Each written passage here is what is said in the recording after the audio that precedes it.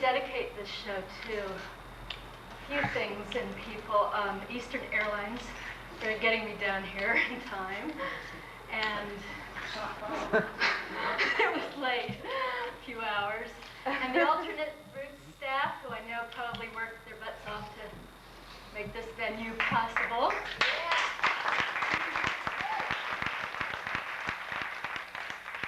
Miller, who is a very hard act to follow. And last but not least, to two very dear friends of mine, Tom and Connie Glazer, who drove in from Athens, Georgia. And Tom was my boyfriend 16 years ago, I think. And he was around when I started tap dancing. I wanted him to be my Fred Astaire. So, you know, unlike my father, he used to say, keep tapping. My father would always say, is it a living?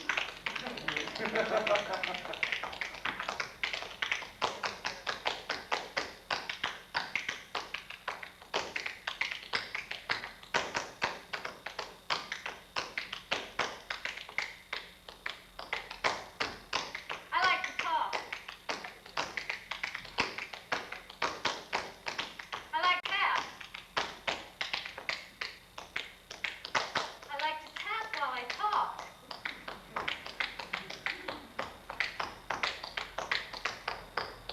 I like to talk about tap.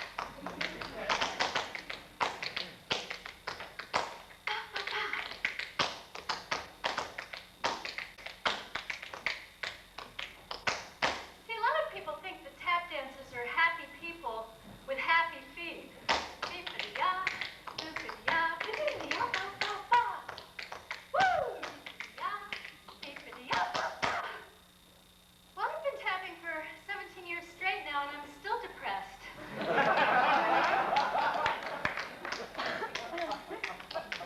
Well, one of my biggest problems, props, was that I always used to think I had to choose between a career and a family.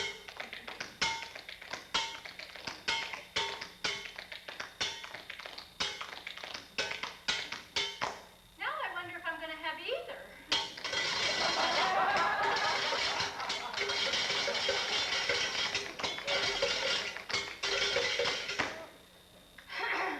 Who remembers that article in Newsweek, the one about women in my age group having a better chance of being the victim of a terrorist attack than they do of getting married?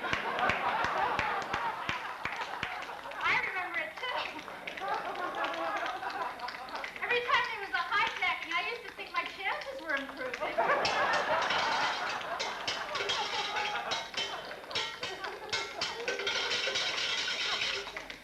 Well, I did form a single women's anti-terrorist squad. When we caught one of those guys, we gave him a choice, death or marriage. Let him rest in peace.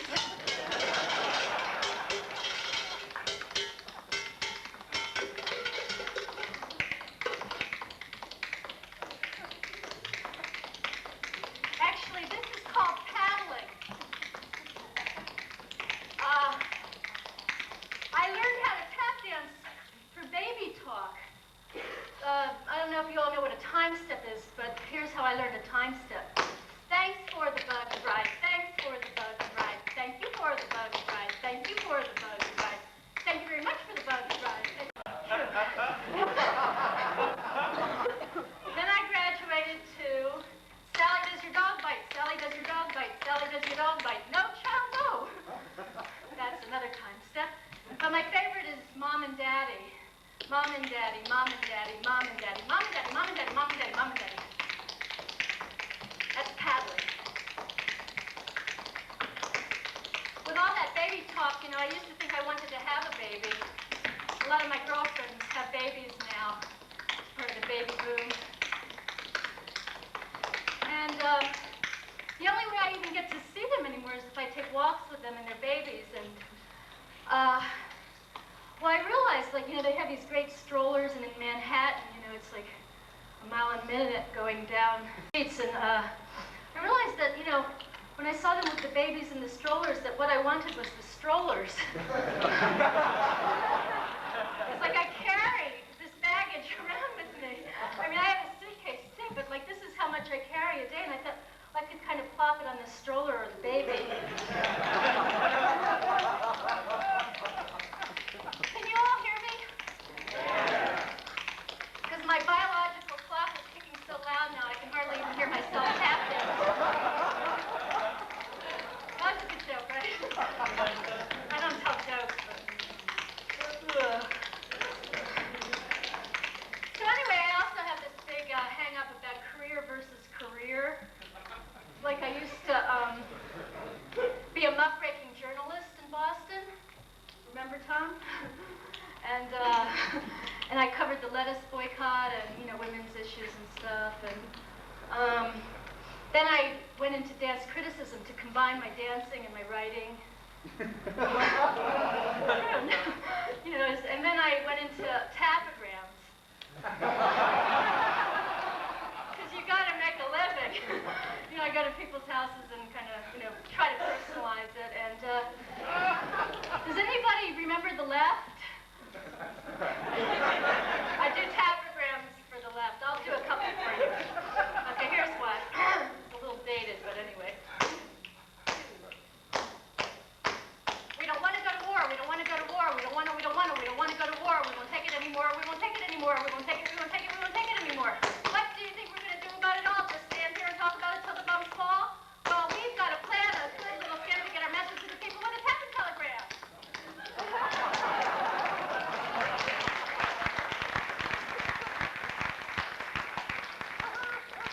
I don't know why this is so hard to market. You all like it.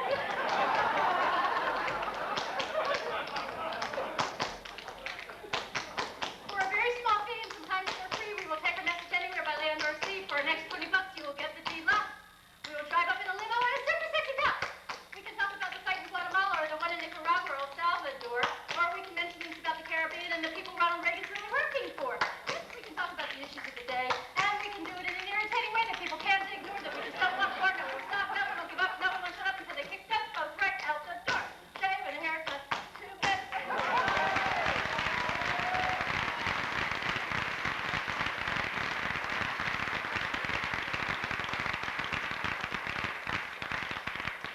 Lee is my partner, Sarah Stafford, who is a mom of two. She's a tapper. Anyway, we also kind of updated it. You know, it's Topical Tap. It's the latest name. And here's one that was written by George Bush to Saddam Hussein. Dear Mr. Hussein, you're giving me a pain. Dear Mr. Hussein, you're making me feel sad. You took over Kuwait, you won't negotiate, and now you sit and wait while I just look bad. You used to be my friend, I gave you guns and ships. If you don't start acting nice, you're gonna get it. Read my lips. Mr. Hussein, you're driving me insane. Go back to Iraq before I get mad.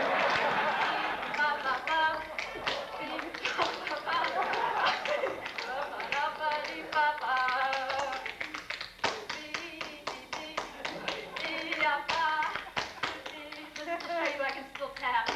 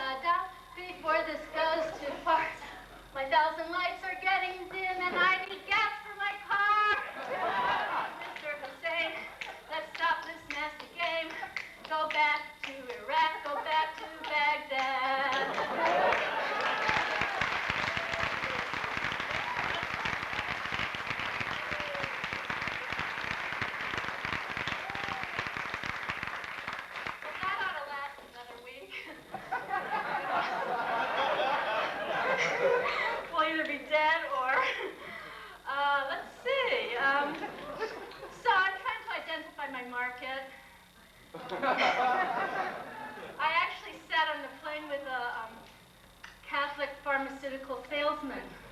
He showed me his family pictures and everything. He was really great. He showed me how to get from the MARTA and how to get my luggage and everything. But I told him I did an act called Tapping and Talking Dirty.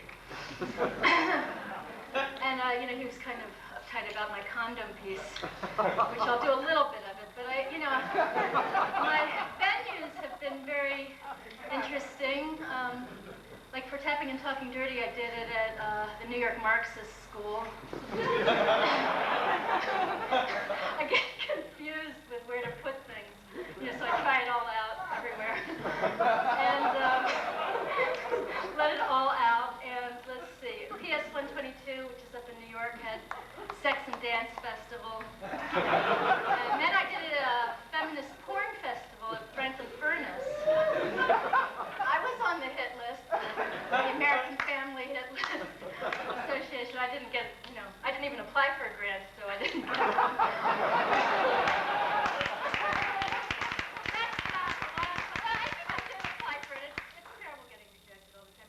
I'm not bothering anymore. But anyway, so, I belong to something called Single Book Lovers. You do too? And it's for people who love to read single books. What? She gets a lot of dates? Yeah. Someone you know? My mother. Your mother? Oh, God. I know, it's come to that point. Well, anyway, I got a call, believe it or not, this was a 508 area code, and I thought it was like upstate New York, 518, but it was Martha's Vineyard, which I was going on vacation to. So anyway, to make a long story short, I forgot the etiquette of the one-night stand. I mean, it actually worked out. It wasn't just meeting a single book lover. Turned into a four-night stand. It was really nice. And, those were the days when you could do it, before safe sex and everything. And I did practice that, but, God, I'm talking too much. I better just tap a little. It's getting too personal, especially with my old boyfriend there. But,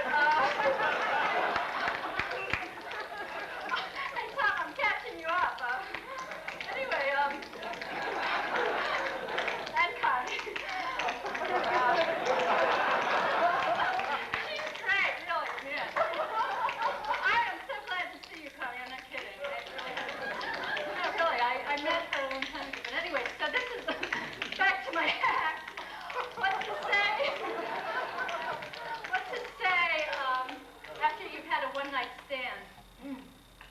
Does anyone remember those? I mean, maybe this isn't the audience to be doing this. I might be completely off. Okay, here we go. That was very nice. That was very nice. That was very, very, very, very nice. That's a nice opening, right? Or, did you have a good time? Did you really have fun? I've had lots of other lovers, but I think you really are the one. Or, did you ever have DD? I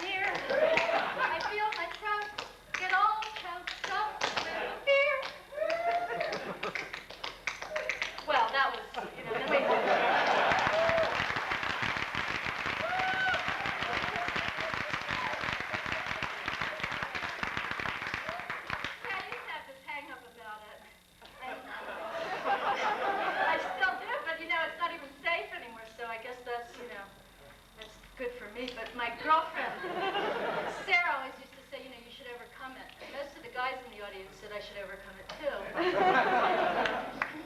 We talked about, how, it's like developing a taste for like oysters. Gross. I should drop this, right? I mean, here, drop it.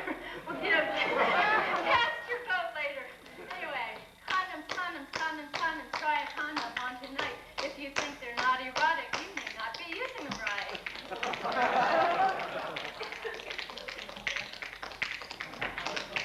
Hold the condom in one hand, keep the other one on your man. Rip the corner with your teeth, then pull down that slippery sheet. Place it gently, roll it down, slowly, smoothly from the crown. Leave a little room up at the top for all that juicy tummy stuff.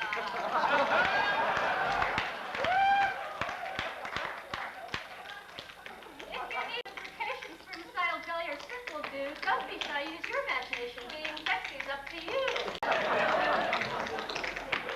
Condoms come in rainbow, yellow, purple, green, and blue. Big or small, one size fits all. There's a condom that's right for you. Place them underneath your pillow, in your pocket, or your purse. Fear may seem a hassle. Unplanned pregnancy is worse. STDs are all around us. You know what STDs are? Sexually transmitted diseases. There's a whole lot of them.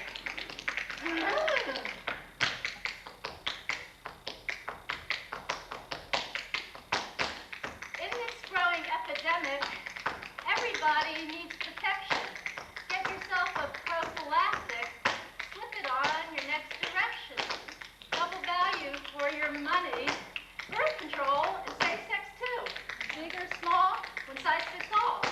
There's a condom that's right for you.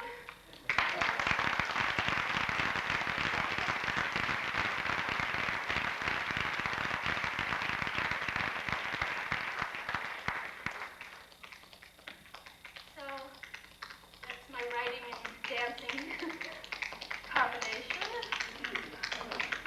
We tried to get that one in the schools, and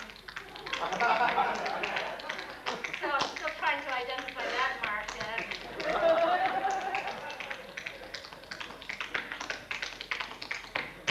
I'm starting to get depressed. That's my happy step. That's actually a Fred Kelly Maxie Ford. You've heard of Gene Kelly, right? Fred Kelly's his brother. And see, Gene always gets credit for it. And so that's my biggest problem, is that I know a lot about the history of tap dancing. And the history of tap dancing is depressing. It's full of stories of racism, sexism.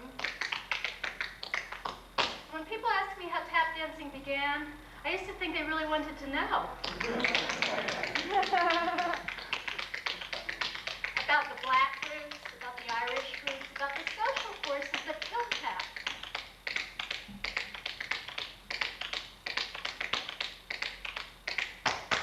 And then I realized what people really want to know is who tap belongs to, and who does it better, and who gets the credit. Well, that used to upset me. But now I just tell everybody the Jews started tap dancing. All those years running through the desert gave us this incredible rhythm.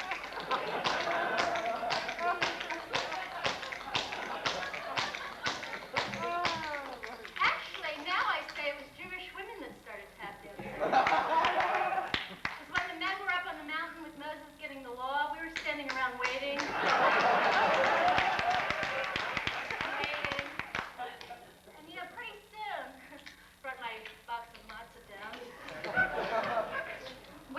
Were the forerunners of sand dancing. And we called it matzah dancing. You've heard of sand dancing, right? And then, we did a little matzah dancing, and finally, I have to learn how to do this. Finally, Aaron, Moses' brother, came down. And he said, girls, I've got a gig for you, because he was so impressed with our matzah dancing. And he started the Golden Calf Cafe. Yeah, and we were hired and booked, and then we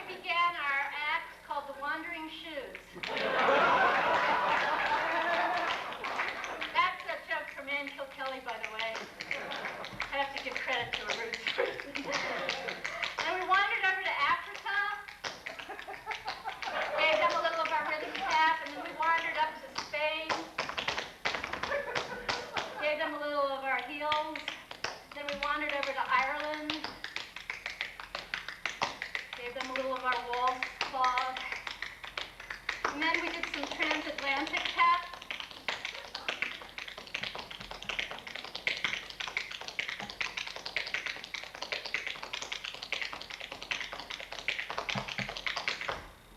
And we landed in Manhattan. East side, west side, all throughout the map. Someone spreading a rumor that Jews invented tap. Black and white together, the Irish can take a walk too. Don't forget, tap was begot by the wandering of a female Jew.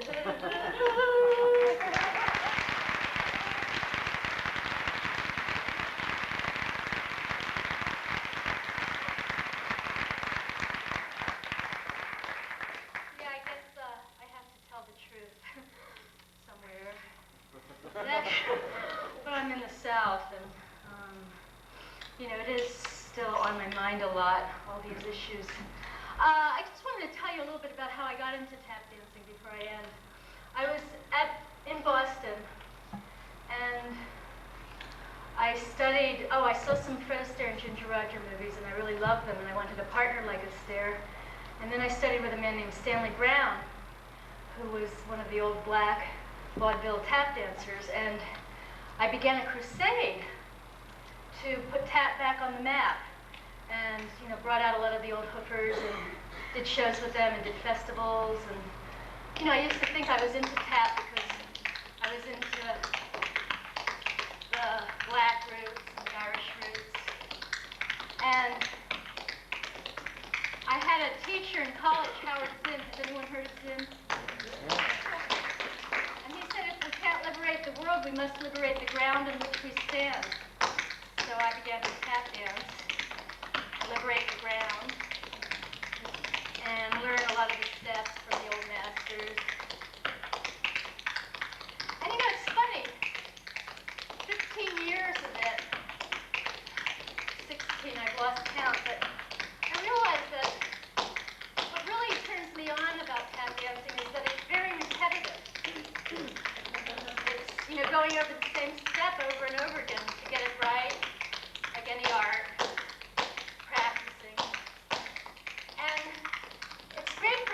I'm a compulsive, obsessive personality, and I love going over the same things over and over again. And you know, with tap dancing, it's great because it's a very healthy physical addiction.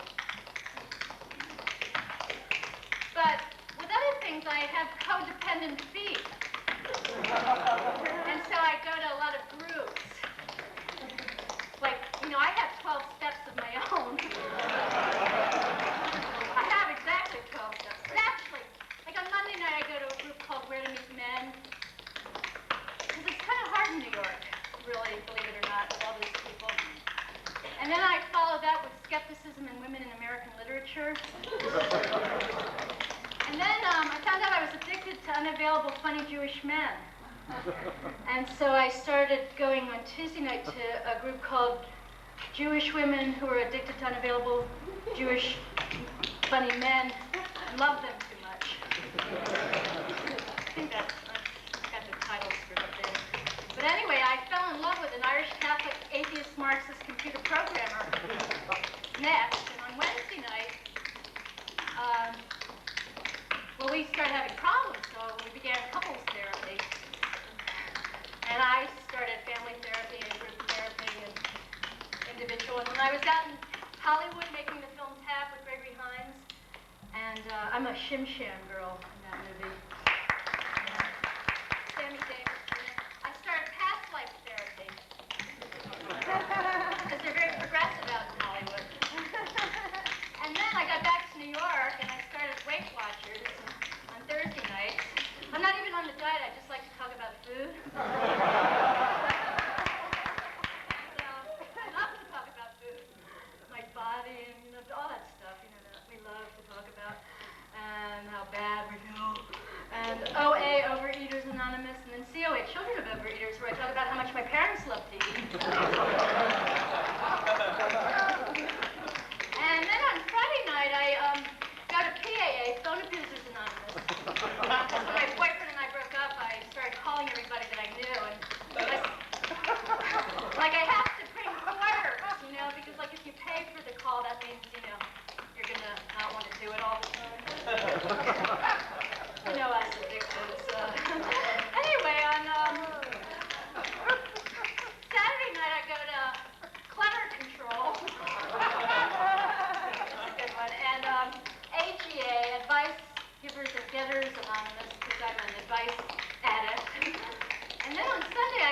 appreciate meeting goers anonymous. Anyway, I had a therapist, another one, who just said, why don't you just chill out? Because that was kind of a full week, and so I started, I have a feeling I'm hitting home. That's probably why, anyway, I'm not going to say nobody's laughing. But, yeah, so I started like this meditation, and I hate to breathe. As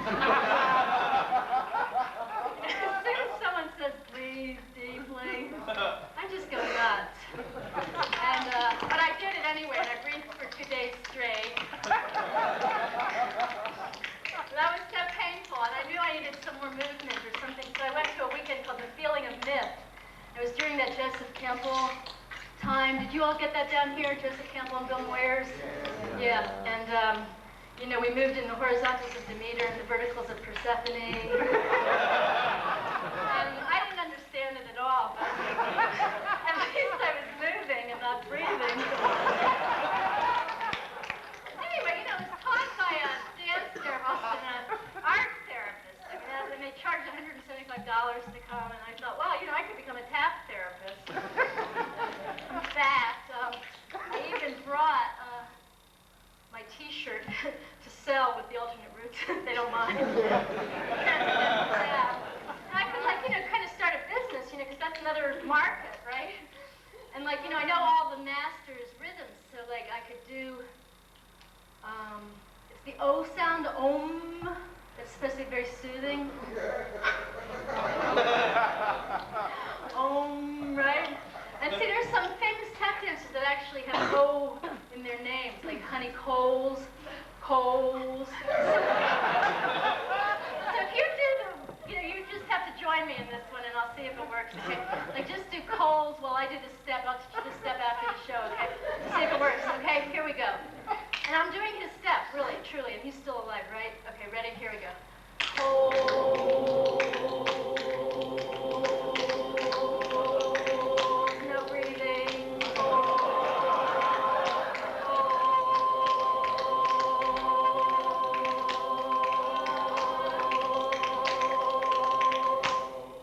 Great. That was very nice. That was very nice.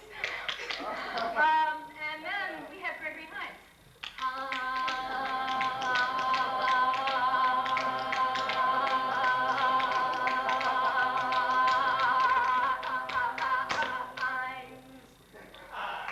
That's a good one. Yeah, so, transcendental tap.